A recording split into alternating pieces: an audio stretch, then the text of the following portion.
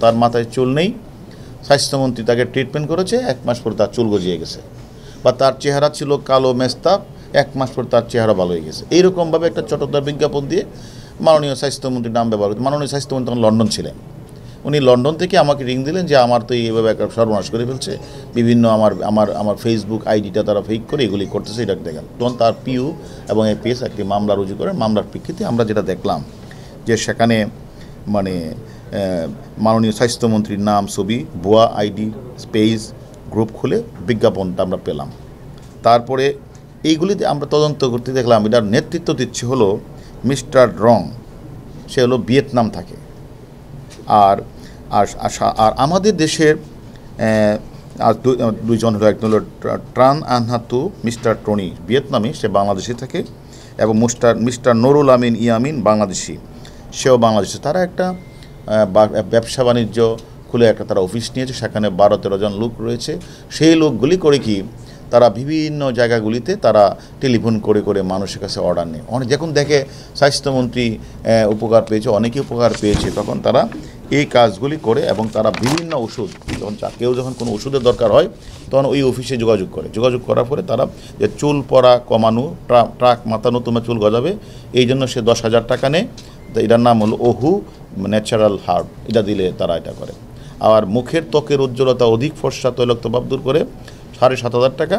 এটা হলো মানে অরেঞ্জ এক্সফ্ল্যাটিং হোয়াইটিং জেল।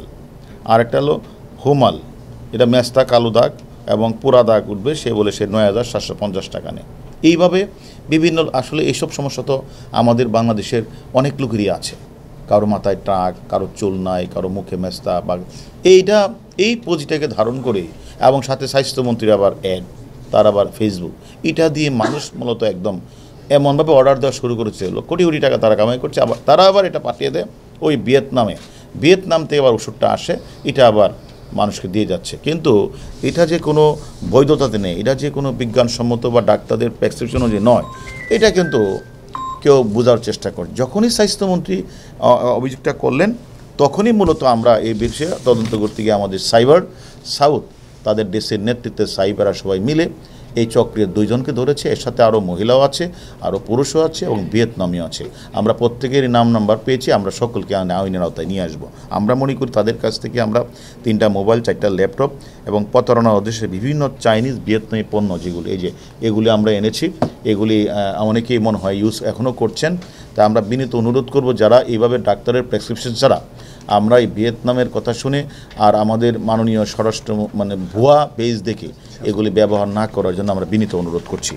আমরা মনে করি যে এই চক্রের মূল যে এরা অনেক দিন ধরে এই কাজটা করছে, এবং মিস্টার ঢংয়ের নেতৃত্বে মার্কেটিং আইডি পেজ ম্যানেজ করে পরবর্তীতে তারা ইউনিক শিপিং এজেন্সি নামে কোম্পানিতে কর্মরত ব্যক্তিদের নিকট এক্সেল ফাইল টেলিগ্রামের মাধ্যমে প্রেরণ করে এই চক্রটি ভুয়া নামে রেজিস্ট্রেশন সিমও সংগ্রহ করেছে, এবং এই উক্ত নম্বরগুলি থেকে গ্রাহককে আবার অর্ডার করে তারা কনফার্ম করে গ্রাহকের নিকটেই টাইগার কুরিয়ার, সুন্দরবন কুরিয়ার মাধ্যমে প্রেরণ করে। চক্রটির মূল হুতা গ্রেপ্তারকৃত ভিয়েতনাম নাগরিক ট্রান আনহাতু মিস্টার টনি, সে আমাদের কাছে রয়েছে, সে সব কিছু স্বীকার করেছে। তাই আমি বিনীত অনুরোধ করব যে বিদেশি চটকদার বিজ্ঞাপন দেখে, কোনো বড় বড় লোকদের কথা বলে বিজ্ঞাপন দেখে জাস্টিফাইড না করে কোনো ওষুধ বা খাওয়া বা ব্যবহার না করাই আমি মনে করি উত্তম।